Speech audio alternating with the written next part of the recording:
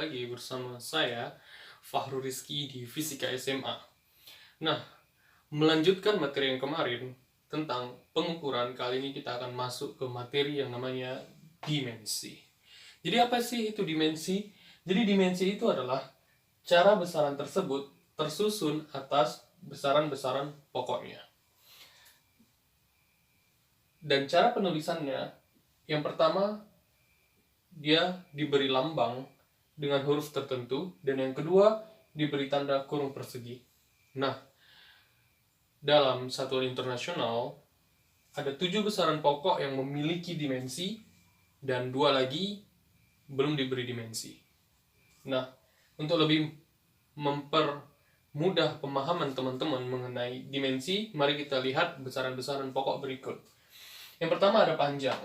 Oke. Panjang itu satuannya meter, dan lambang satuannya M kecil, dan dimensinya L besar yang diberi tanda kurung. Lalu yang kedua, yaitu massa. Satuannya adalah kilogram, lambang satuannya adalah kg, dan dimensinya adalah M besar yang diberi kurung. Lalu yang ketiga ada waktu.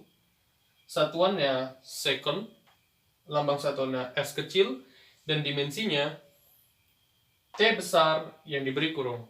Lalu kuat arus listrik, satuannya adalah ampere, lambang satuannya adalah A besar, dan dimensinya adalah I besar yang diberi kurung. Lalu ada suhu, satuannya adalah Kelvin, lambang satuannya adalah K besar, dimensinya adalah theta yang diberi kurung. Intensitas cahaya, satuannya adalah kandela, lalu lambang satuannya adalah C kecil dan D kecil, CD, dan dimensinya adalah J besar yang diberi tanda kurung. Jumlah zat, satuannya adalah mol, mole, lambang satuannya adalah mol.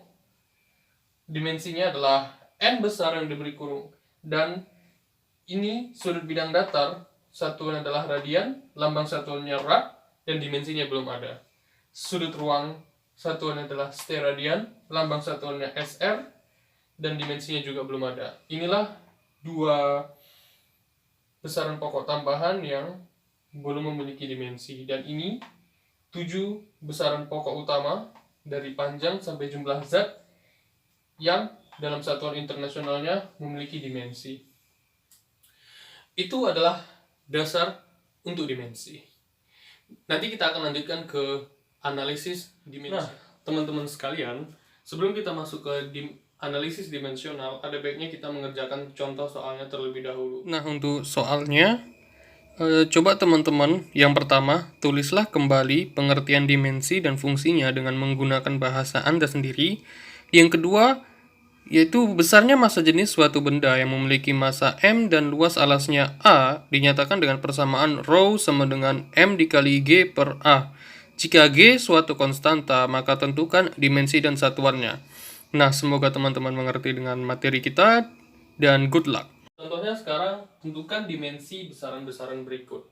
Yang pertama luas, yang kedua volume, yang ketiga kecepatan, yang keempat percepatan, yang kelima gaya, dan yang keenam usaha. Mari kita mulai dari yang A terlebih dahulu, yaitu luas.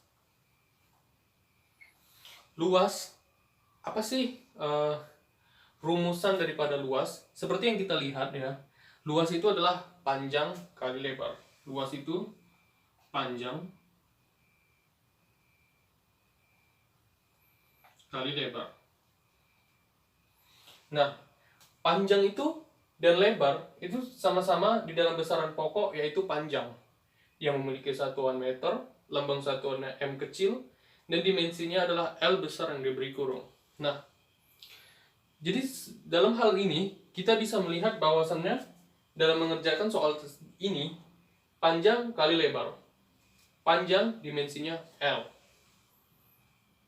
L besar dikali lebar yang juga L besar, maka dia akan menghasilkan L besar yang diberi kurung kuadrat. Lalu yang kedua volume. Nah, apa sih rumusan daripada volume? Jika kita melihat bahwasannya volume itu adalah panjang kali lebar kali tinggi.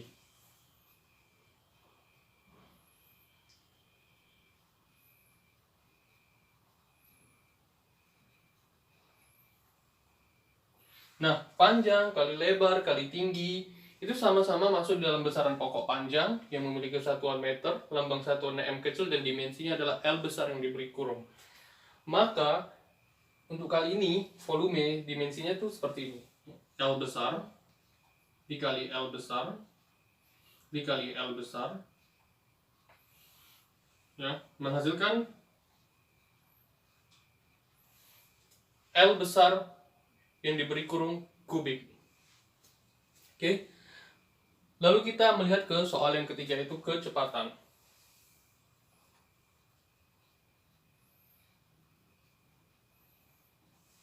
Kecepatan, apa sih rumus daripada kecepatan? Oke. Berdasarkan rumus dasarannya, yaitu jarak sama dengan kecepatan dikali waktu, maka kecepatan itu sama dengan jarak per waktu. Oke. Bisa dibilang perpindahan per waktu. Jadi perpindahan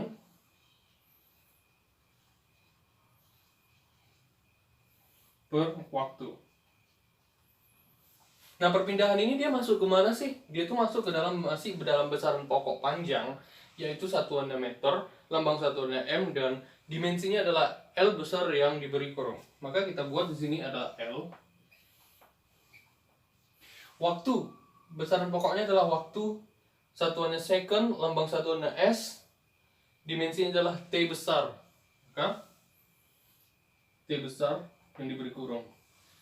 Maka dimensi daripada kecepatan yaitu L besar per T besar, seperti itu.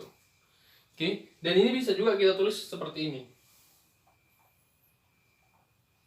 L besar T besar pangkat minus 1. Maksudnya pangkat minus 1 ini artinya per. Oke, per L per T pangkat 1 maksudnya. Jika misalkan ini adalah kuadrat, maka di sini minus 2. Jika di sini kubik, maka di sini minus 3. Seperti itu. Ini untuk luas, volume, dan kecepatan mungkin teman-teman bisa memahaminya dengan baik. Dan kita ulangi sekali lagi. Luas itu rumusnya adalah panjang dikali lebar. Panjang dan lebar itu sama-sama termasuk dalam besaran pokok, yaitu panjang, yang memiliki dimensi L besar. Maka kita masukkan L dikali M sama dengan L kuadrat. Oke? Jangan lupa untuk memberi tanda kurung. Lalu yang kedua, volume. Volume itu panjang kali lebar kali tinggi.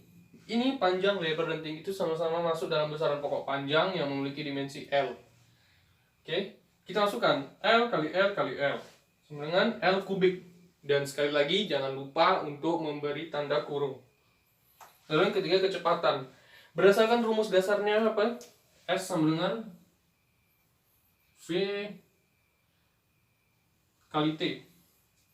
Maka kecepatan itu S per T. Perpindahan per waktu. Perpindahan itu masuk ke dalam besaran pokok panjang. Oke? Dan dimensinya adalah L. Oke? Dan waktu itu besaran pokoknya adalah waktu, dan dimensinya adalah T besar. Maka kita masukkan L per T. Sampai sini saja sudah benar. Oke.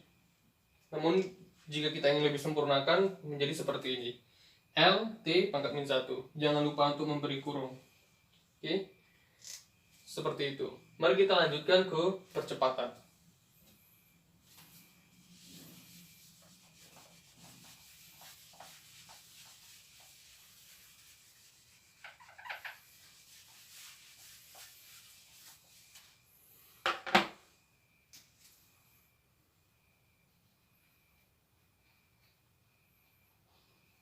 Nah, apa sih rumus daripada percepatan? Oke. Percepatan itu ya sama dengan kecepatan, oke, per waktu. Oke. Kecepatan per waktu.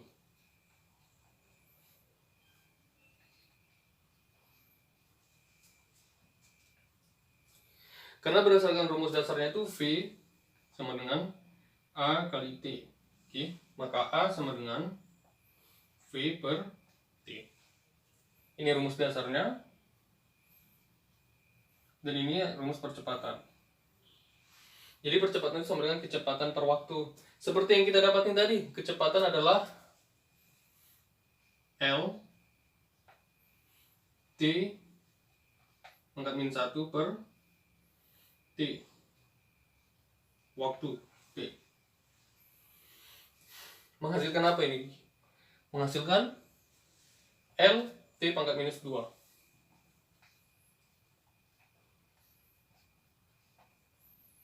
Mungkin ada beberapa teman-teman yang kurang mengerti bagaimana ini bisa menjadi minus 2. Oke, sekarang ini adalah pangkat 1. Oke, jadi LT pangkat minus 1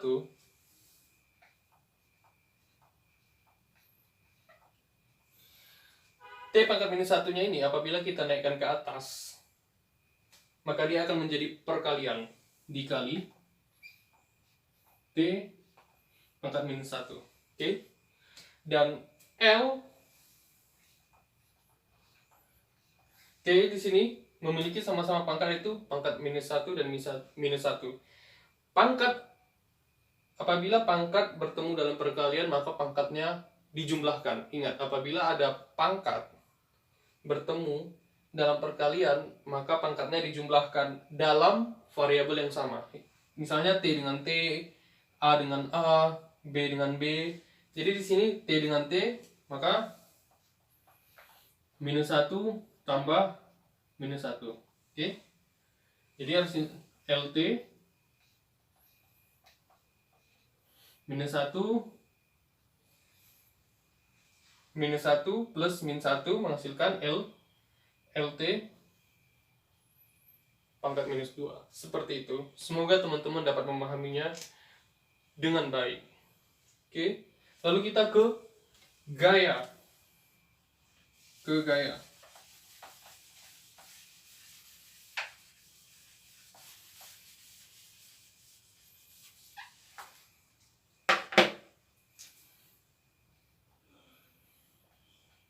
Apa sih rumusan daripada gaya? Ya. Dalam hukum Newton kedua, gaya itu F sama dengan M dikali A. Massa kali percepatan. Oke? Jadi massa kali percepatan. Massa apa sih? Dimensinya M besar. Oke. Dikali percepatan apa tadi? Dimensi daripada percepatan yaitu L T pangkat minus 2. Maka dimensi daripada gaya yaitu M L T pangkat minus 2. M L T pangkat minus 2. Saya jadi teringat di jurusan saya MLT itu singkatan dari Mechanical Leadership Training ya. Namun di sini gaya, yaitu MLT itu adalah dimensi daripada gaya, MLT pangkat minus 2. Lalu usaha. Apa sih itu usaha? Rumusnya, seperti yang kita tahu bahwasanya usaha itu sama dengan gaya dikali perpindahan. Gaya dikali perpindahan. Nah, gaya ini dimensinya sudah kita dapatin sebelumnya. ML T pangkat minus 2 dikali perpindahan apa itu? L. Nah, ini variabel L dan variabel L ini sebenarnya sama-sama berpangkat 1. Seperti yang saya katakan tadi, apabila ada pangkat bertemu dalam perkalian dan dalam variabel yang sama, misalnya L dengan L, A dengan A, B dengan B, maka pangkatnya itu ditambahkan. Jadi hasilnya adalah M L kuadrat T pangkat minus 2. Jadi hasilnya untuk dimensi usaha adalah M L kuadrat T pangkat minus 2. Oke? Nah, ini lagi.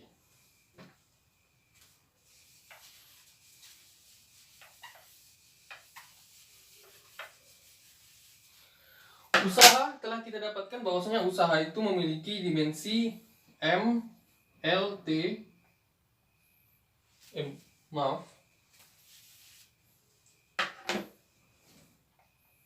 M, L kuadrat C pangkat minus 2. Nah, apabila ini kita ingin bentuk dalam bentuk pecahan per, maka dia akan menjadi M